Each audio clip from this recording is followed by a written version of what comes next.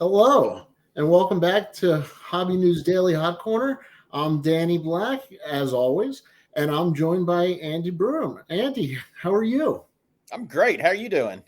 Good. I know it's been a busy week for you, and we're going to get to that. And I'd like to congratulate you as you are now the VP of CGC Cards. And we're going to get into that a little bit more, but congratulations. Well, thank you. Thank you. Appreciate that. For those of you at home who don't know, the hot corner is third base. And when you score in baseball, third base is the fifth position. So 5 questions is the hot corner. So, Andy, are you ready to go in the hot corner? I'm ready. Okay. Who are some great Japanese players that more people should know about? Oh, you start off with an easy one.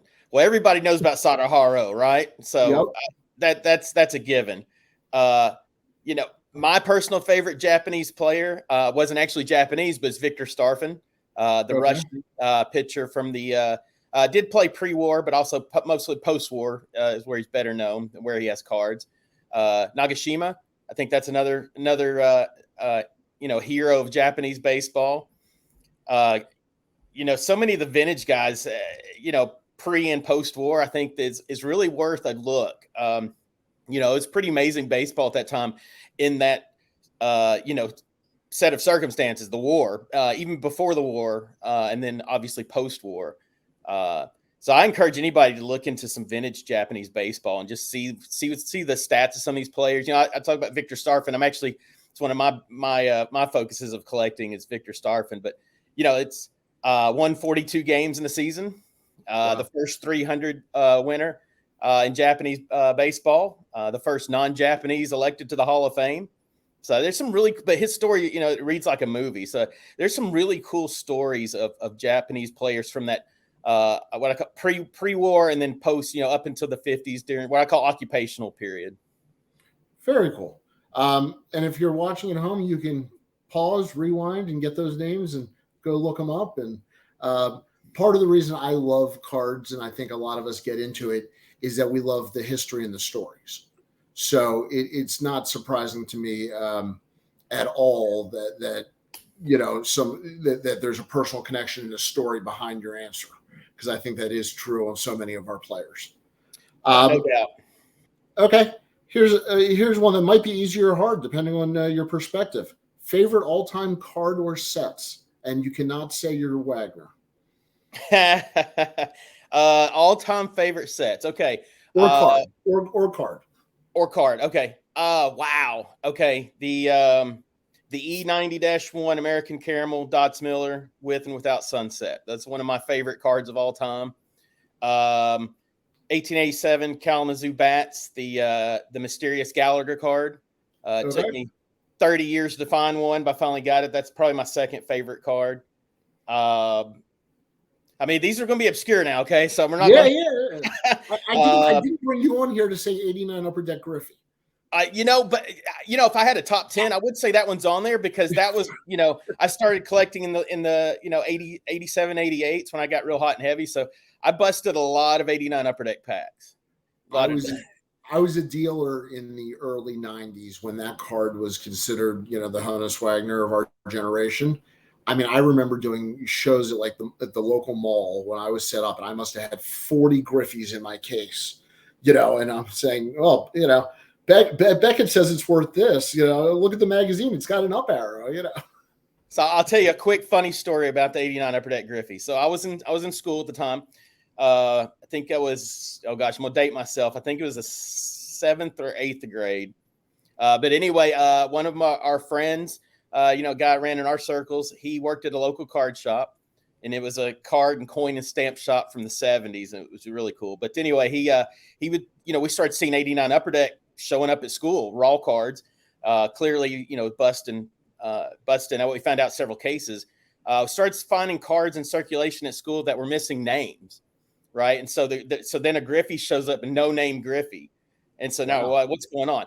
Well, long story short, we find out later he was actually figured out a way to use an artist eraser to remove the names. So he was altering the cards as no names.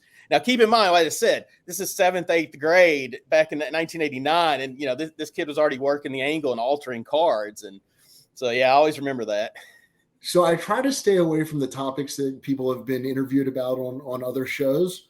But was that kind of your entrance into spotting fakes? It wasn't actually that was, but it was right after. Yeah, no, my origin story was back in the '80s. I was at a trade days or flea market, and I was 12, almost 13, and the old story, bought an actual literal box of baseball cards, a tennis shoe box of baseball cards from this woman that was set up at the flea market, and it was a random hodgepodge. There was some vintage in there, but what caught my eye was some 38 Gaudies in there, and I was like, oh, okay, these are cool. Never seen this before. Very cool design. So I snatched the box up, and I get home and I get out my almanac, and I'm going through and looking up some of these cards I've never seen before. And I start seeing the prices on these 38 Gaudies. Even back in late '80s, these were hundreds of dollars for some of these, especially when you're 12 and 13. Yeah, yeah, and I mean, you got the DiMaggio and the Feller, and Yeah. and the Fox. All these are, they got some value to them. But I start looking at them, and even at that age, I'm like, something doesn't look right for being from 1938, right? And so as I'm going through them, I notice there's damage on the backs, and then I see one where I can still see most of the word reprint that had been scraped. They tried to scrape it off, and that's what really set me off. Is like, why would somebody do this? Why go to this extent? And then ultimately these end up in a junk box that I bought, of cards, and so that's really what set me off on this path and this career was, I had to know, why would people alter cards, and what's the gain there, and how do they do it, and how are cards made, and that's really that got me going. Okay, I'm going off script here. So do you I always figure that for counterfeit, you have to have an element of street smarts and knowing what's going on in as well as the technical professional tools that you can use. Is that fair? Yeah, you know what? That's actually really good. I've never thought of it like that, but it's true. It really is. You got to have that technical knowledge of, this is how cards are made. This is what what an authentic looks like. This is the printing process. But not only knowing the printing process, but knowing how people alter cards. How do they counterfeit cards, and the people behind it. That's always been one of my fascinations. Is the all the different types of card alterations that we see. And for the last I've been grading professionally now for 24 years, just over 24 years, and I've altered many cards for research and learning that technique. And I think you're right, that street smarts, as you say, knowing how to do it is also how to know how to detect it. Okay. Yeah, no, that it always made sense to me, because it's like the U.S. Treasury are experts on counterfeit. Right. They're not just making the money. They have to be experts on the other side of it. So that's right. Yeah. Okay. Back on track here. If you're buying a low grade vintage card, out of all the aspects of a card, the surface, the corner, what is the thing that's important to you? Is it centering? Is it surface? Where's kind of your line? For me, for my personal collection, and since I do primarily collect pre-war baseball, most of my stuff is lower grade. That's just how it comes. And what I look for is really the overall eye appeal. I think centering is a big issue. As far as low grade goes, because that goes a long ways with the eye appeal. Yep. I have in my collection, I have a T206 Cobb red that when you look at the card, it looks like it's a 6, maybe even a 7 upon, the eye appeal. The centering's dead on, the corners are sharp, but there's a small area of paper loss on the surface at the bottom near the corner. And so it's technically the grade's a 3, right, but the card looks like it's a 6 or a 7. So, to me, that's great. I love that. Yeah. I'm not in the market for a 6 or a 7, T206 Cobb, but, I can get a 3 that looks beautiful. And so to me, it's eye appeal, right? I'd rather have a T206 card with completely rounded off corners, but still have a very nice image, minimal wrinkling and creasing and things of that nature. I beg for cards with paper loss on the back. That to me is like the golden goose of collecting, is if I can have a little paper loss on the back and a nice front, I feel like I'm cheating. I can't argue with that. Yeah, absolutely. Okay. So a couple of years ago, you made a decision in your life that was kind of gutsy. You left Beckett and you go over to what was CGS. Why? Great question. And this has been my passion for most of my life since I was very young. Grading cards has been primarily, what I've done my entire adult life. And, I didn't want to be, I wasn't comfortable. I didn't want to just be, I could be just a card grader forever. Right. I mean, there's the demand for it. I've been doing this a long time, and I feel like I do a good job. It's my passion. But there's more. I want to do more in this industry, and share more. I think that's one thing of people in any expertise in any walk of life.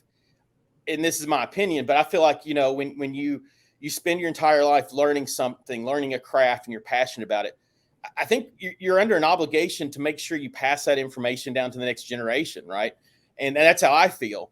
And so to do that, to do more, to expand, to do more services and cards, it was the right step for me. I felt like in order to go to that next level and really, not only make an impact in the industry, but to do some incredible things, that was the opportunity. And with Certified Collectibles Group, which is our parent company, the technology, the backing, I saw that as an opportunity to do what I want to do, and felt like the right thing to do. And so I came over to help start CSG, and it just took off from there. So you made two interesting comments there. You talked about improving and moving forward on things, and you guys have made an announcement this week that I think is exactly what you were talking about.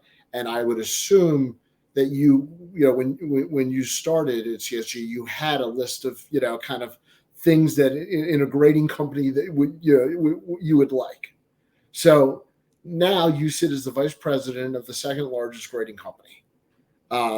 Tell us about how I'm able to say that out loud and be mathematically accurate, and what else you guys made some other changes, but specifically I want to compliment you on the clearness of your case, and if you in the slab.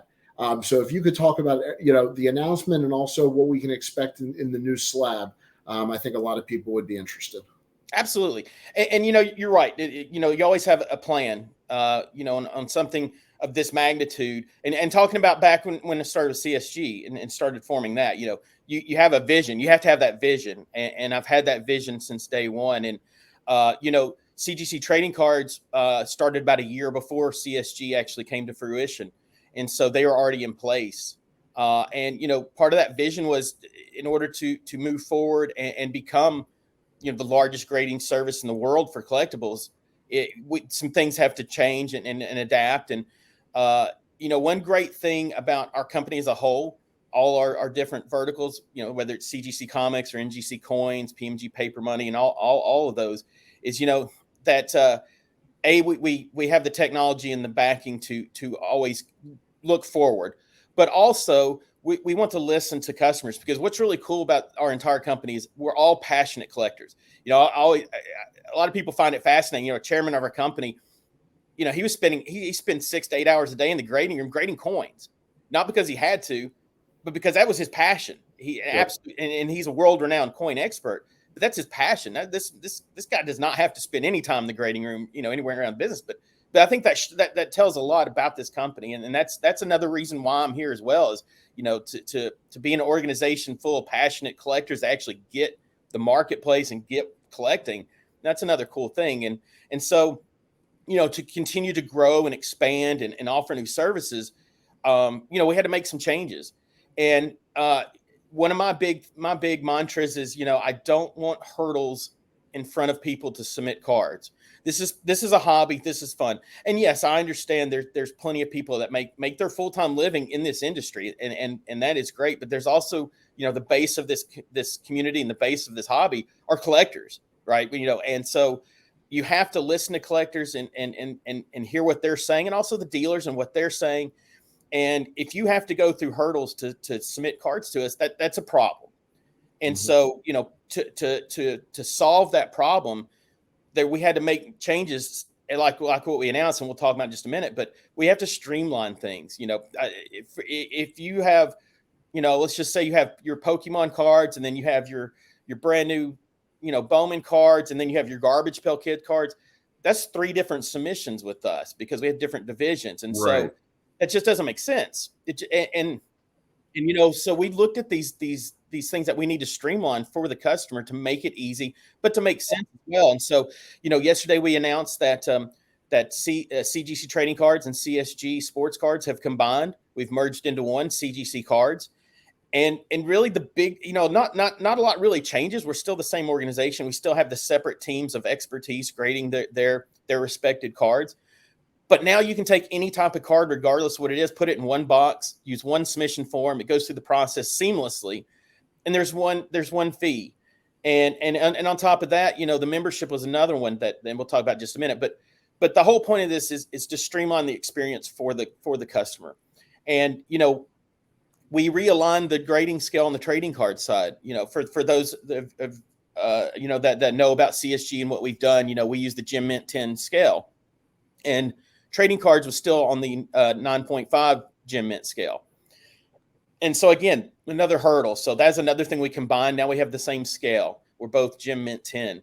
And, this is what the market was telling us. This is what, we conducted countless, and the focus groups, I can't even remember how many, but, focus groups and surveys, this has been a year in the works. This isn't, something that was decided 6 months ago or even a month ago.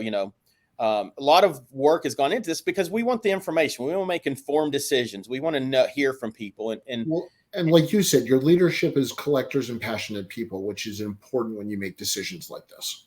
That's right. That's right. How does this impact the collector? And we know that, when you make changes, you can't make everybody happy, and that's understandable. But we want to make as many people as we can happy with our services and make decisions that are streamlining it, making it seamless and easier for submitters. And that's really the crux of this whole thing is streamlining everything. And, part of that announcement, like I mentioned, was also, with our membership, there's no longer a requirement to be a member to submit cards. Now we still have our membership and the benefits there. I mean, if anyone looks into it, and then of course people that have it know, but you're getting the grading credits back, you're getting a reduced grading fee. There's a lot of great benefits to it. But what I saw at shows, I would do Meet the Grader, where I'd review cards for people and talk to people about their cards.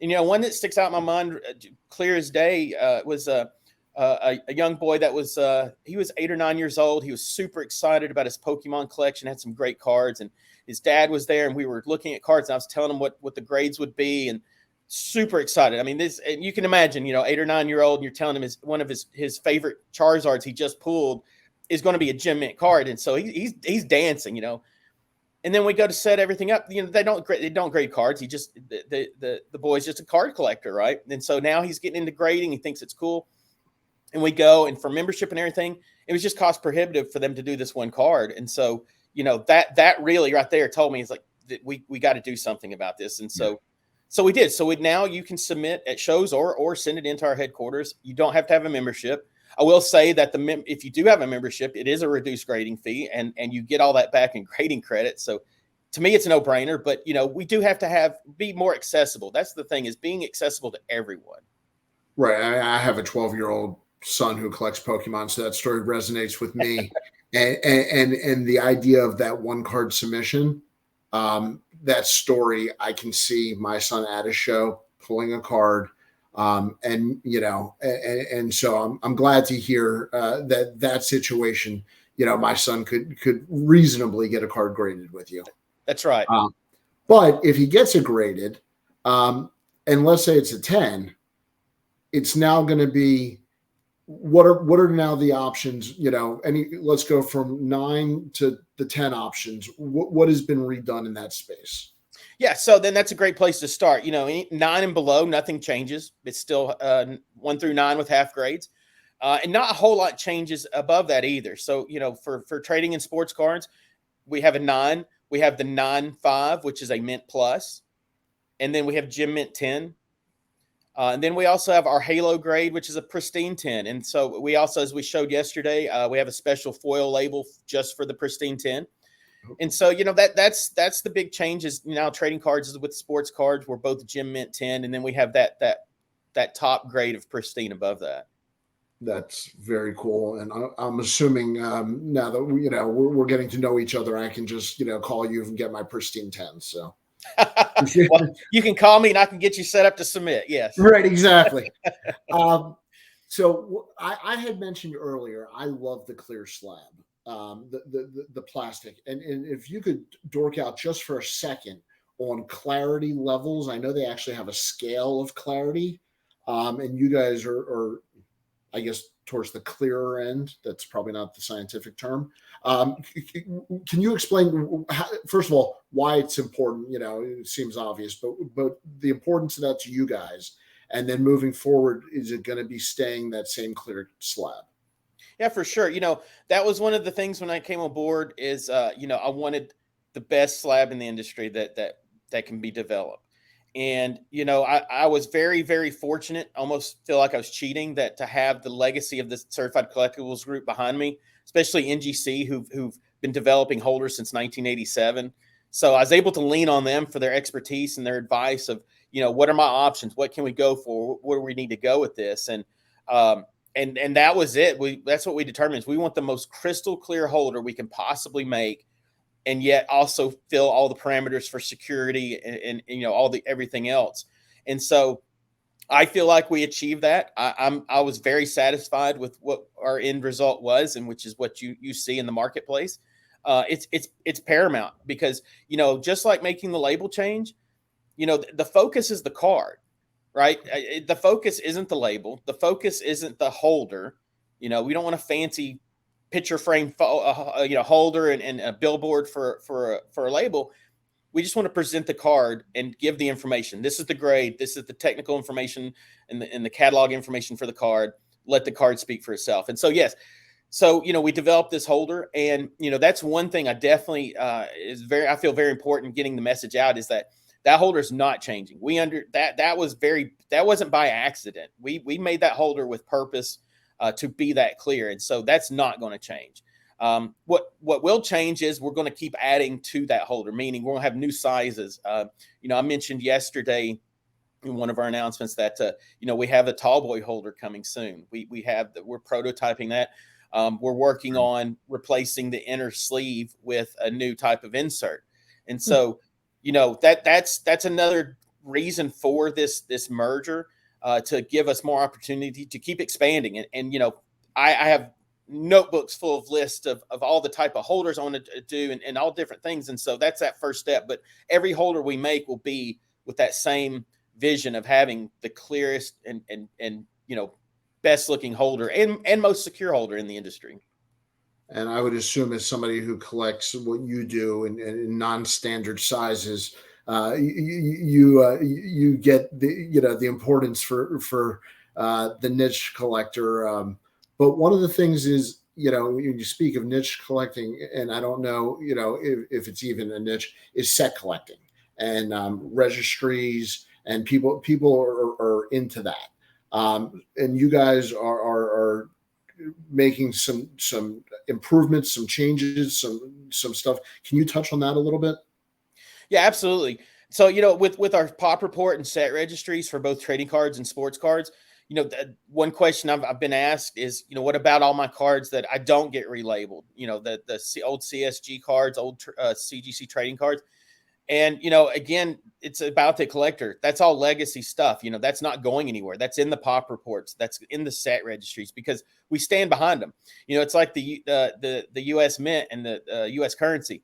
The U.S. has never devalued any currency. So if I have a 1804 silver dollar, it's still a dollar face value. You obviously be a fool to cash it in, but the point I'm trying to make is that that's the same with all of our everything we've ever graded. It still falls under our guarantee. It's still supported in the pop report. It's still supported in the set registry, and so there's that legacy there. That's the continuation of old to new, and so, yeah, we are making improvements. We're making improvements to the pop report and to the set registry. We're also combining them. So in August, you'll see where there will only be one submission form, one pop report, one set registry. Now they'll be broken out once you go into the pop report or set registry. Then you can filter down trading cards, non-sports, and sports. But there's one central location. There's not going to be multiple websites, multiple pop reports, and set registries. Okay. I have gone well over my 5 questions because this is I am like just totally fascinated. We could turn this into a 3-hour special, but I'm not going to do that to you. Andy, is there anything else people should know about the changes and timing wise? When can they expect to be able to submit to the new slabs and the new grading system? What's kind of that? Yeah, so yesterday was the announcement, and we go live on the 12th of July. People are already sending stuff into us. We've already communicated with them, and we're allowing people that have submissions in. If you have a submission in right now, contact customer service. We can hold it for the 12th when they're labeled with the new label, and then we will encapsulate and send them out the door. That's the time frame for that. After that, the next phase will be in August when everything is combined on the pop report, set registries, and sub form. But bigger than that is the national. So, we will be at the national once again. We'll be grading on site once again. But we have some crazy things that are planned for the show, and we're going to have lots of sample cards to hand out for people to see.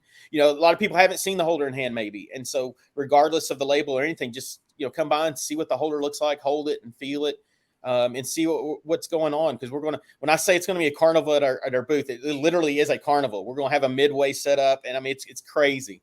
So I encourage everybody, if you're going to the national, stop by. And also, it's a great place to ask questions as well in person. I'm going to be there. Our entire staff will be there. Matt Quinn, who's the vice president at CGC, who's over the trading cards, he'll be there as well. And we'll have a lot of presentations we're doing. We're doing some really cool things with grading, doing some kids programs. So I'm looking forward to it. And I hope that anyone that's able to go, please stop by. I would love to hear your questions and answer them for you. Well, I appreciate it. A little birdie told me that it'll be hard to miss you guys at the national with your presence. So I am looking forward very much to stopping by and spending a couple hours at your booth. So thank you very much. I appreciate you coming on. I think this is very exciting for the hobby. On Hobby News Daily, we do have a partnership with Ryan at Gem Rate. And so I'm very, very comfortable in understanding that some companies merge numbers on trading cards and sports cards. And now you guys have the ability to do that. And when I said, the second, most graded cards, the company that grades the second most, that number is true. So congratulations on everything. I just think it's exciting for the hobby, and I appreciate your time. Well, thank you very much. Enjoyed coming on, and I hope you have me back. Absolutely. Everybody else, we'll see you on the next Hot Corner. Take care.